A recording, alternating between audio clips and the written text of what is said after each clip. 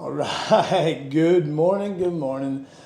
Starting off this morning, just got my run in, so just really wanted to be able to jump on. We're actually going to be getting on a train here coming up shortly. We're putting together all of our stuff from the apartment and getting ready to leave to Norway. So I am jumping on as fast as I can, and as we said in the first one, we're going to be raw, we're going to be real.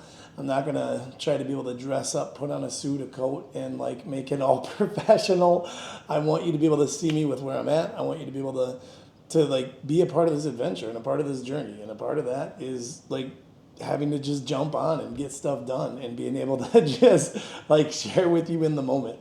And one of the biggest moments that continually keeps coming up in my head is how this all started and where this all began. I mean, I am going to Norway to actually wrap up an entire year worth of filming and worth of creating this docu-series that has completely come out of nowhere.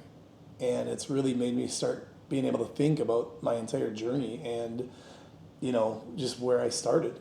And, and it's, man, it has been transformative and so experiential. And I kicked off 2024. I literally started a new year in a new country in Nepal. And I got to, one of my dreams and one of my desires was to always live at a monastery and to be able to train and learn from the monks and learn from the students. And I could not think of any better of a place to be able to start my journey than at a monastery. And so, of course, when you say something to that degree, or when you believe in something that you want to do, that sounds that crazy. Like just giving up all of my stuff for an entire month and just going and doing it. And where do you even begin? What does it even look like? Like, how do you, and nowadays, here's the greatest thing of anything is if you want to learn anything nowadays, all you have to do is go where? Google. All you have to do is search Google, go online. There's millions of YouTubes. There's so many different things as to which you don't even have to try to fathomly even like think of how to do anything anymore because everything is at your fingertips. I mean, you seriously have all of the knowledge and information right here, and what we choose to use this for can create unimaginable scenarios and can take you to unimaginable levels. And it really just starts with what you're searching for and what you're really educating yourself on and what you're trying to be able to figure out is best for you. Because this thing right here will give you everything you're asking for. You're asking for the good, the bad, the ugly. If you're continually searching for negative or watching negative videos, you're going to get way more negativity. If you're finding positive and searching for your dreams, searching for aspirations, searching for whatever, it's going to give you more positives. And discovering that alone has not only helped me to be able to like just be way more confident in what I'm looking at, what I'm viewing, what I'm watching, and what I want to go towards.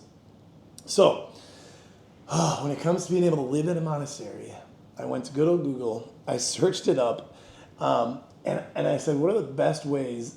Actually, I think my Google term was like, how can I stay at a monastery and live a monk life? I think is what I typed in. And it brought up a lot of volunteer opportunities. In Nepal, there are a lot of different organizations that will set you up with opportunities to be able to work within these different placements, within anywhere throughout Nepal. You can do schools, you can do up in the mountains, you can choose the monasteries.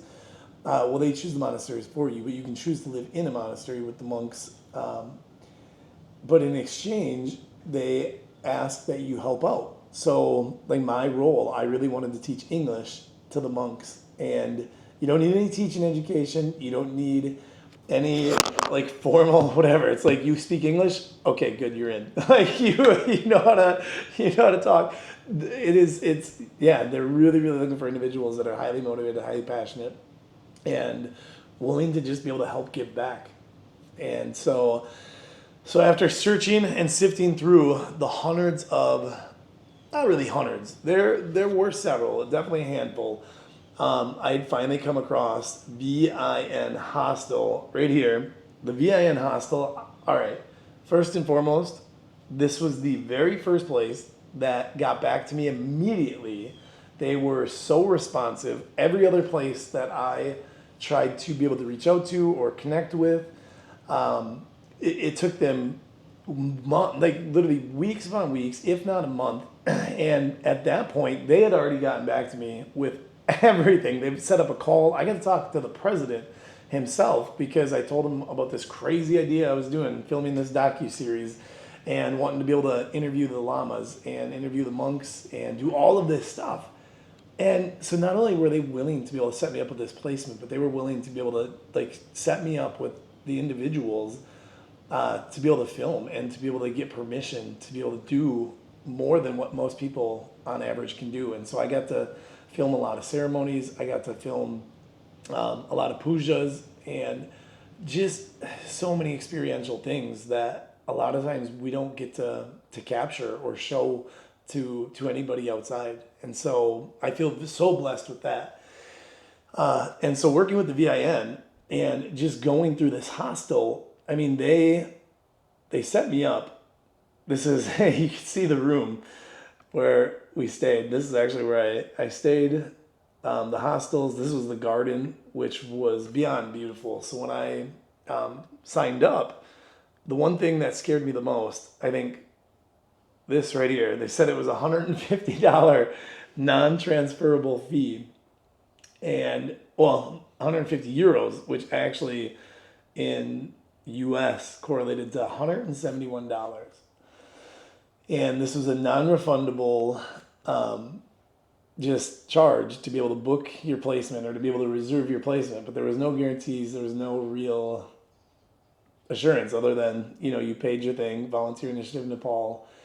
And every single person from that point forward, when I told them I paid X amount of dollars to some organization over in Asia, over in Nepal, people were like, you just got scammed. They're never going to send you anything. They just took your money. And yeah, good luck, Now your card's going to get hacked. All your information is going to get stolen. And I don't know. At that point, I did enough research on the website. I had read enough reviews, and as responsive as they were, it seemed way different. And I felt deep down like you had to be able to believe in the good in others. And so I did, and I paid the fee, and it went through, and immediately, like a day after, I was contacted by the office, and I got sent all of the packets, all of the information, and my teacher's guide. I got the teacher's guide, even had my name in it. I had where I was going to be staying, the orientation I was going to be doing, just everything that I needed to know. I knew exactly who was going to be picking me up from the airport. So it laid everything out in such a way as to where all it really took for me was to be able to have that faith and that belief that things are going to be able to work out. And when you commit yourself to something enough, you're always going to have that doubt. You're always going to have those moments of people telling you you're an idiot or regret or not knowing what am I doing this for? Like, what is how crazy is this? And yeah, when I just jumped, that is it. I talk about that all the time. It's just jumping into the dark. You're just jumping into the dark abyss, and you're just seeing what happens as you continue to fall and just believing enough. But I don't even think it should be like falling into the darkness, because you're falling into your dream, and your dreams should be beautiful, and your dreams should be bright and like full of like giving you hope and like wanting to be able to make you drive forward. And so even if you fail, even if that was a fail, even if VIN turned out to be a huge fail and they took my money, okay, big deal. I learned my lesson. Does it hurt? Does it suck? Is my money gone? Yeah, yes, all of those things. But would it ultimately impede me or stop me from truly being able to continue to reach or strive for what I ultimately wish, want, or desire to see and want to create? No. And I feel like that part within itself is when you have enough faith that even win, lose, draw, fail, whatever, you're still committed regardless, and you want to be able to see it all the way through. And when you take those chances, I mean, ultimately, you create the story of your life. You literally, I'm creating all of these adventures and journeys in the hopes of being able to learn better ways to find peace within my life and within a lot of the things that are happening around me and the families that I work with. I work with a lot of struggling families and youth. And yeah, ultimately, just really being able to find ways to be able to connect and help and heal, and just we're always growing and we're always learning, and the more we grow and learn ourselves is the more we're able to be able to give back and be able to contribute. And when it comes to taking these risks or taking these chances, you have to you have to be willing to take the chances. Otherwise, you're never going to create anything incredible, or you're never going to be able to see how far you really could go or push yourself to that extent to which you just are going to be able to have that much more impact. So yeah, my very first episode was living at the Ray Chan Ling Monastery and living with the monks, and I got to teach the students, yeah, the entire time for a month and a half while I was at, and I got to reside at for a few days. I went through orientation, and orientation at the VIN hostel was just surreal. You met people from all over the world that were coming in to volunteer. And I had a team from France, Sandy from Scotland, Quincy, my roommate, who, oh my gosh, so many, Lucy, so many people that are all there volunteering and actually getting credit as well for it. So if you can find a school that's willing to be able to give you credit to be able to do a volunteer program like this, it's just amazing. And overall, yeah, learning at the monastery and getting to be able to just learn the culture, learn the language. We went through an entire course just on the language, and yeah, those are moments that just really change your entire perspective on so many different things and so many different levels. And so doing the 3 days at VIN and then transferring to the monastery where I stayed the remainder of my time. And yeah, I can't wait to be able to continue to bring you and share some of the episodes and some of the videos on the monastery and everything in between, the good, the bad, the ugly. And yeah, just bring you along on this journey right along with me. But when it comes to living in a monastery, Volunteers Initiative Nepal, one of the greatest places ever.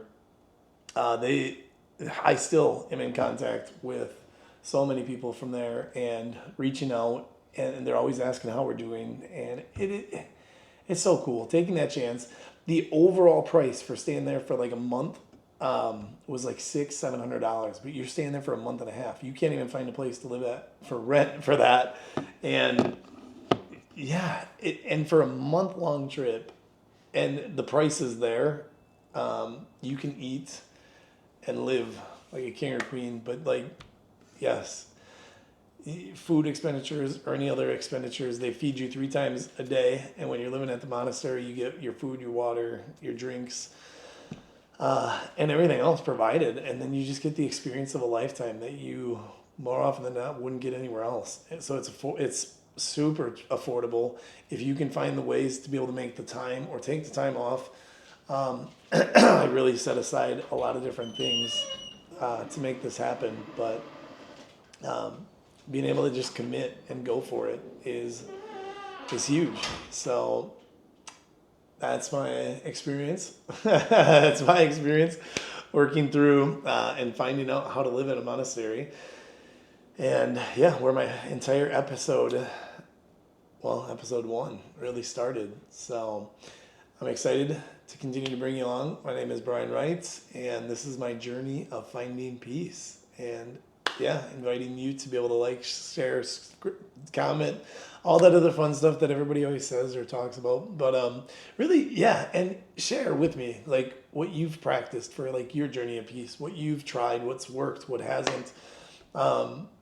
What are some crazy experiences you had when it comes to like to have anybody go live in a monastery, go to a seminar or something that really helped you? Share in the comments and let me know your thoughts. Let me know where you're at. So yeah, and we'll continue to take this journey as a community and as a tribe and continue to keep helping and healing together. So here we go. Yeah.